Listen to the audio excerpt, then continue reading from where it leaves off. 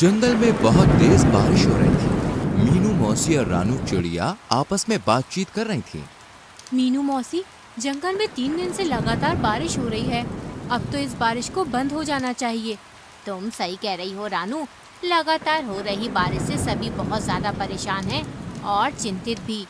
मैं जरा जंगल का एक चक्कर लगा कर आती हूँ।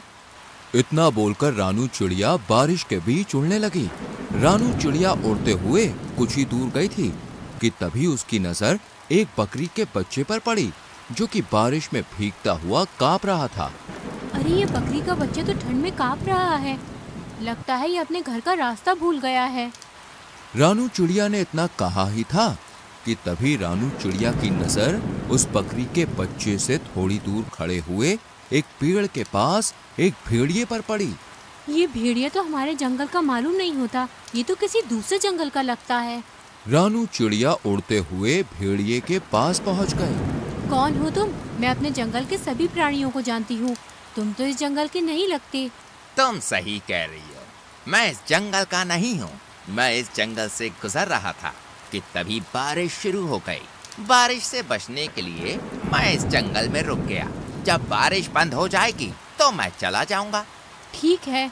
इतना बोलकर रानू चिड़िया उस बकरी के बच्चे के पास जाकर बोली, तुम यहाँ पर क्या कर रहे हो?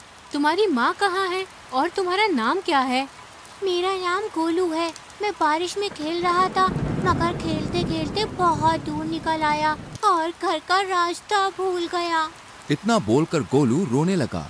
तुम चिंता मत करो, मैं तुम्हें तुम्हारे घर ले जाऊंगी। मेरी माँ मना कर रही थी, लेकिन मैंने उनकी बात नहीं मानी। तुम्हें अपनी माँ की बात माननी चाहिए थी। चलो मेरे साथ। रानू चिड़िया गोलू को लेकर कुछ ही दूर चली थी कि तभी गोलू की माँ गोलू को ढूंढते हुए वहाँ पर आ गई। तुम कहाँ चले गए थे गोलू? तुम्हें पता है मैं कितनी परेशान हो गई थी।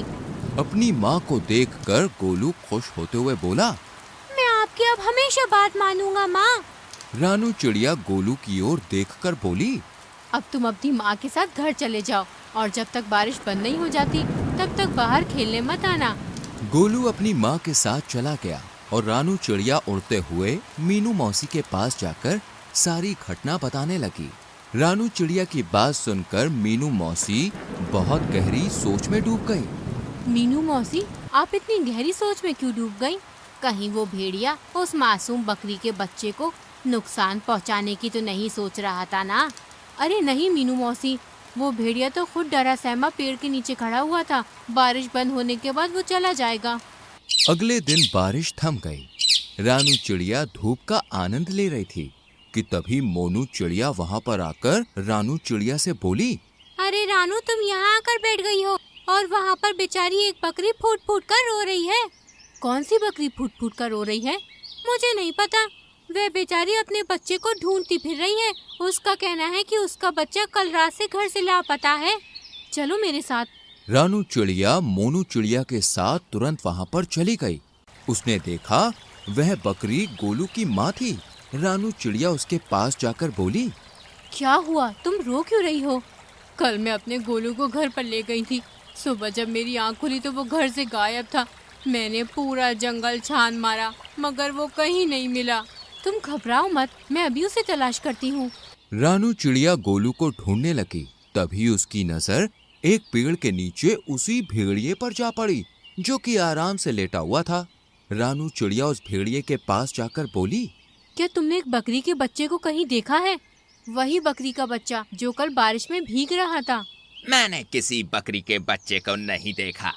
वैसे तो तुम कह रहे थे कि बारिश होने के बाद तुम यहाँ से चले जाओगे। हाँ हाँ, चला जाऊंगा।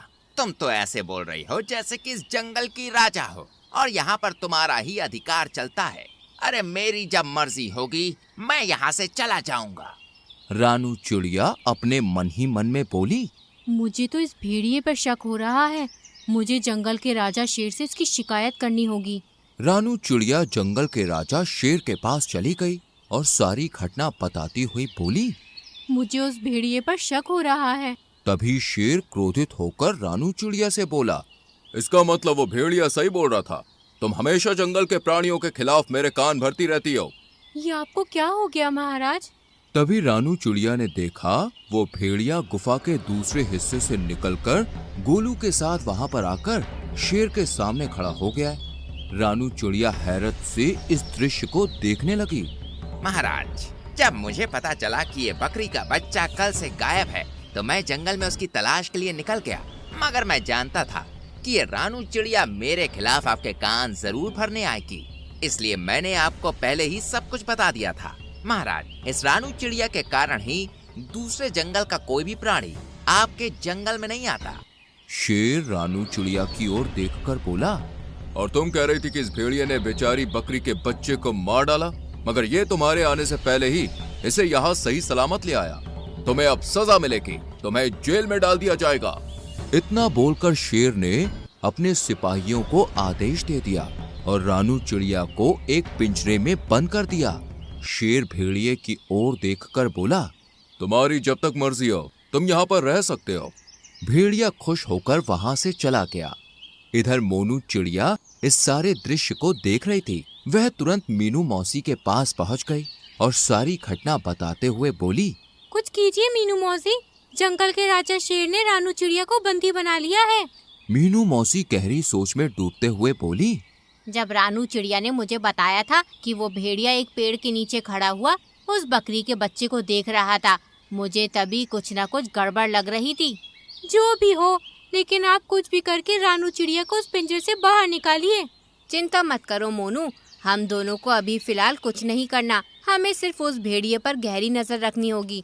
पहले हमें पता चलना चाहिए कि उस भेड़िए के दिमाग में आखिर चल क्या रहा है, आखिर ये कौन सा मकसद लेकर इस जंगल में आया है। मीनू मौसी और मोनू चिड़िया उस दिन से उस भेड़िए पर नजर रखने लगी। वह भेड़िया दिन भर जंगल में घूमता और दूसरे जानवरों का मांस छीनकर खा लेता।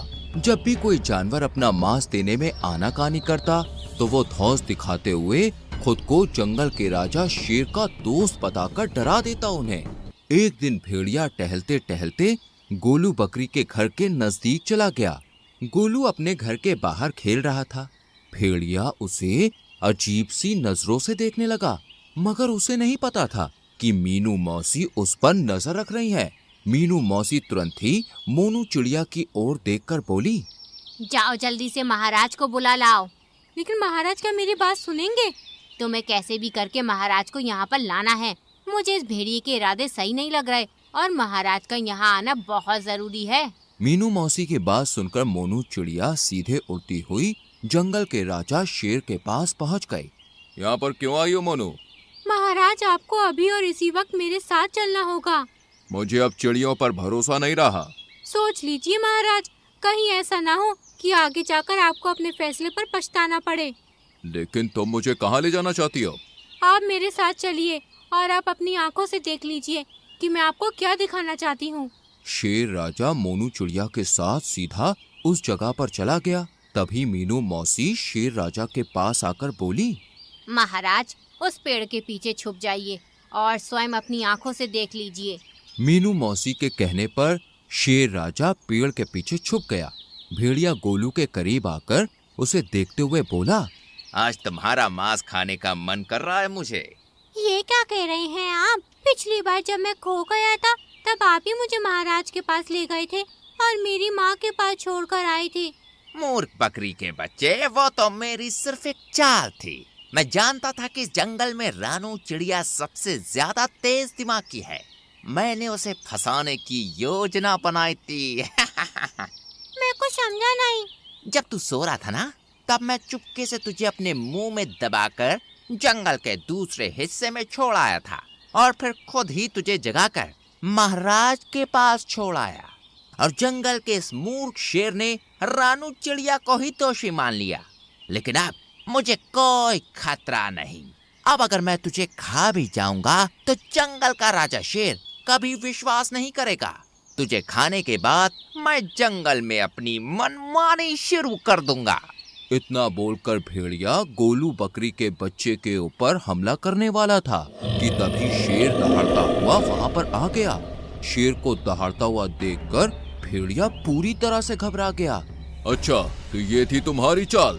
तुमने जंगल की सबसे ज्यादा समझदार और मेरी विश्वसनीय पक्षी को मेरे ही हाथों बंदी बनवा दिया।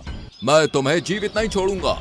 इतना बोलकर शेर ने भेड़िए को उसी समय मार दिया और मीनू मौसी की ओर देखकर बोला, मुझे क्षमा कर दो मीनू मौसी, मुझसे गलती हो गई। कोई बात नहीं महाराज, वो भेड़िया बहुत ही ज्यादा चतुर था और उसने अपनी चतुराई का फायदा उठाकर आपकी आंखों में विश्वास की पट्टी बांध दी थी। शेर राजा ने रानू चिड़िया को आजाद कर दिया, लेकिन इस बार सबकी हीरो मीनू मौसी बन गई।